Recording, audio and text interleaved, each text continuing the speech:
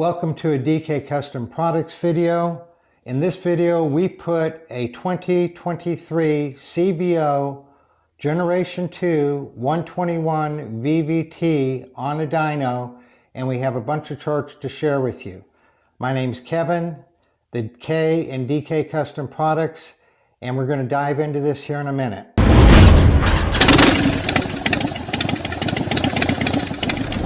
For this time on the dyno, we went to DC Cycle and Racing and worked with David Crane down in Red Bay, Alabama. He's a great guy, easy to work with. First time we worked with him, and we'll definitely be working with him again. Good people, absolutely had a good experience down there. So if you do not know what a Generation 2 Milwaukee 8 is, we'll put a video up in the corner here. Harley introduced the Milwaukee 8 in 2017, and in 2023 and a half, they introduced two CVOs that had a Generation 2 Milwaukee 8 121 variable valve timing engine in it. So it is a Milwaukee 8, but it's substantially different than the Gen 1. So again, look at that video that we put up in the corner, explaining some of the differences. I do want to point out that the 2024 Milwaukee 8s that were introduced in the Touring line, there's 5 of them that are Generation 2, and then there's 7 or 8 of them that are still the Generation 1 or the original Milwaukee 8. So this video is on the Generation 2 Milwaukee 8.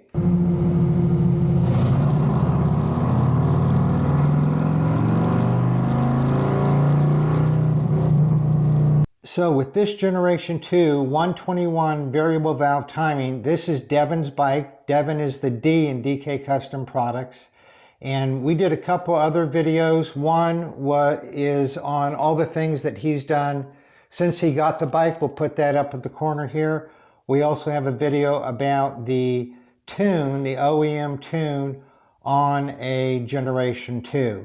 Now Devin has had this bike for a few months, and he's been busy working on it, putting different parts, developing parts for it. And so this is the first time that we put it on the dyno to see what's happening. And what we wanted to do, we wanted to see what the AFR is on the bike stock, what it is if you put a free-flowing intake and exhaust on it. And we wanted to compare some of the factory parts with some of the parts that Devin has developed for the Generation 2. So we're going to be looking at those one by one as we go through this video. As we do proceed through this video, you're going to notice we did not do any tuning. There are no tuners yet for the 2024 or the Gen 2 Milwaukee 8s. Yes, Harley makes a tuner, but it's a crippled tuner. It's not really worth spending your time using. So we're waiting for the Power Vision to come out with a tuner that will work with the Generation 2. So there's no tuning taking place in this video. We're looking strictly at what the OEM tune looks like with different components, what the AFR is on it. The first thing we did was we looked at the AFR, and we did a whole video on that. We'll put it up in the corner and put a link down in the description below. But the AFR is good. It is not too lean from the factory. The Sportsters and the Twin Cams were all too lean from the factory. Just like the other Milwaukee 8s, the Gen 2 Milwaukee 8 is not too lean from the factory. We have a whole video on that. Go ahead and look at that. Then the first thing we looked at was what kind of horsepower and torque is the Gen 2 121 VVT putting out. And so let's look at this chart right here. We see that horsepower, max horsepower is 107, and you'll see that it's a steady climbing line. And then the torque is, max torque is 129.08. And that's pretty good, and you notice it's very, very flat. It comes on early, below 2,500 RPM, and it stays above 125 all the way up until 4,500 RPM. Now let's just take a minute and look at what is this torque-based ETC that's causing the horsepower and the torque to drop. Again, this is bone stock. This is the OEM tune, OEM intake, OEM exhaust. And what is causing it to drop is Harley using, with the RDRS models, Harley using a torque-based model and limiting the amount of power that the bike will put out.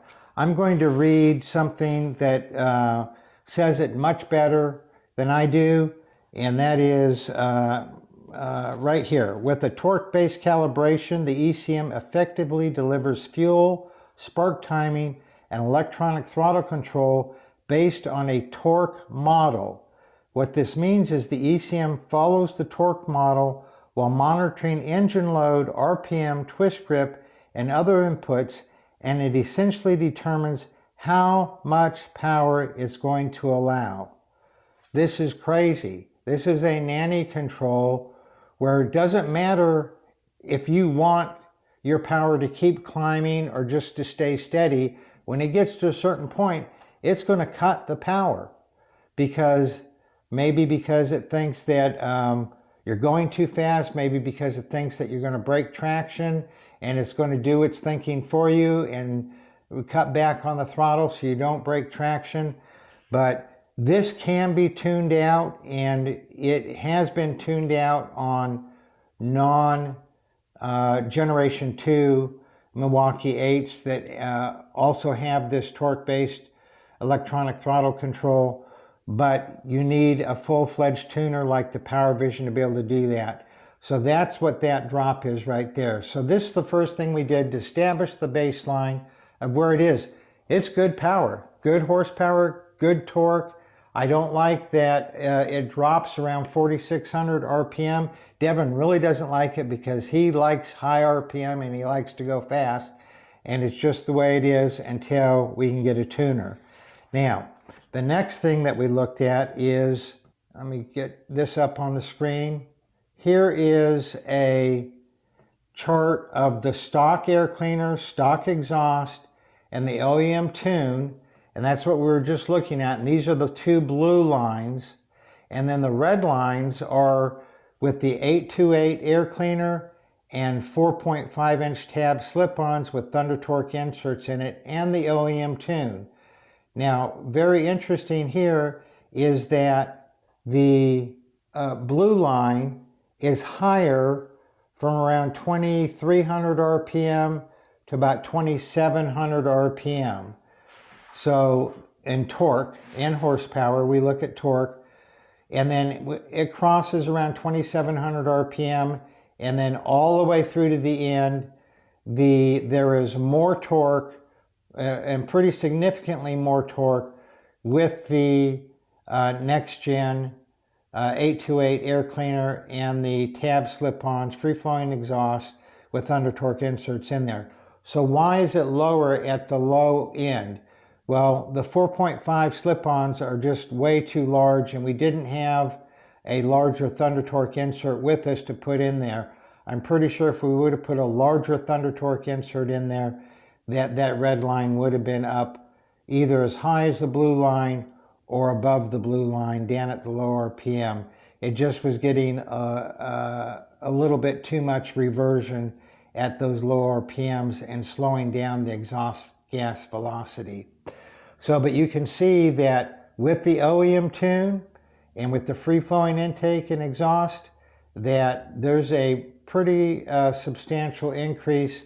But we went from like 125, majority of the power band, we went from like 125 foot-pounds of torque to about 132, 33 foot-pounds of torque. That's something you can definitely feel.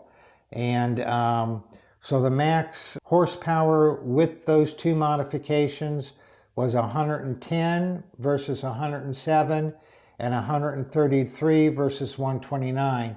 But what's more important is those are the max, but you can see that the lines, there's much more separation because it hits its peak in stock form up around 2,800 RPM, and then it drops down from there.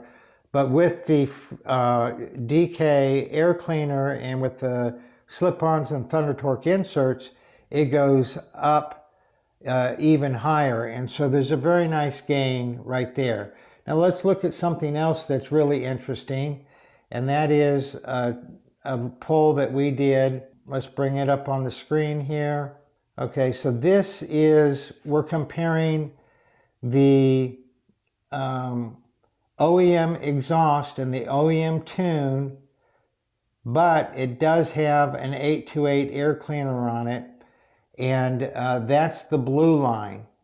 And then we're comparing that with the bike that has the 828 air cleaner, the 4.5 tab slip-ons, the Thunder Torque inserts, and you can see that the max power, and that's the red line. The red line is free-flowing air cleaner, free-flowing exhaust.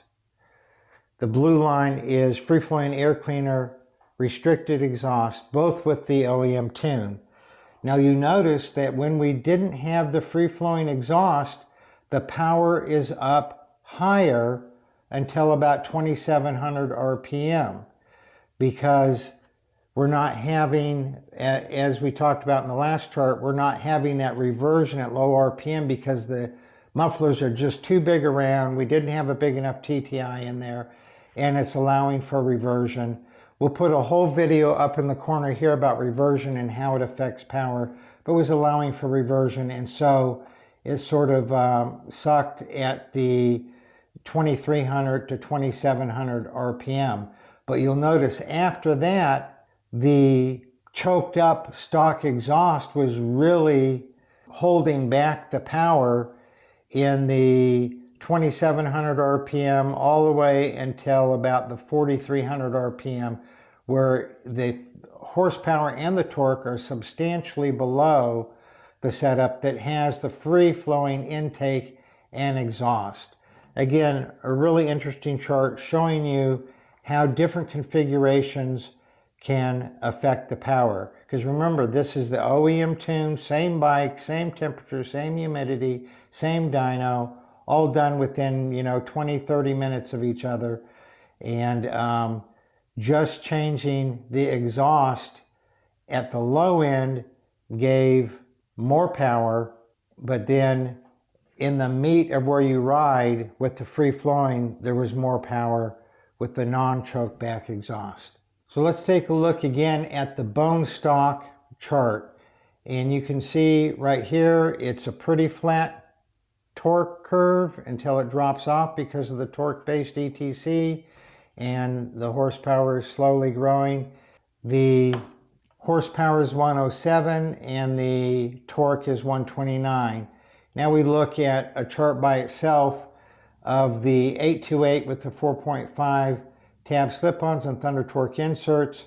It has a nice increase of horsepower to 110 and torque to 133, and you can see the band here. Again, low in the beginning, and which doesn't really bother Devin too much because he rides mostly in higher RPMs. But when he saw this, he realized he needs to put a larger Thunder Torque insert in there to stop that reversion, or go to a smaller slip-on. A couple more things of interest. All dyno poles were done in 6th gear. Different gearing is going to give you different results. This was, we tried to replicate real world. Also, the Generation 2 has drive modes. Most cars have different drive modes: slippery, tow haul, sport, different things. The Generation 2 Milwaukee 8s have different modes, and these dyno poles were done in the sport mode, which gives the best throttle response, and when riding it's the fastest. So these dyno poles were done in sport mode in 6th gear. I hope you have found this information interesting and useful.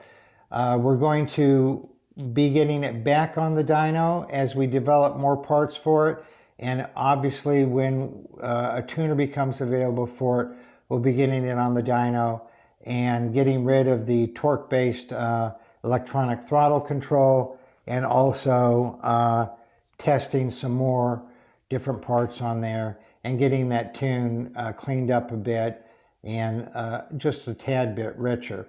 If you found this video useful or interesting, please give it a thumbs up. If you haven't subscribed to our channel already, please consider doing that. We'd really appreciate it. It helps us out. Hit that notification bell so you know when our next video comes out. And please share the video with your friends. They might find it very interesting. And of course, it helps us out. You all ride safe out there.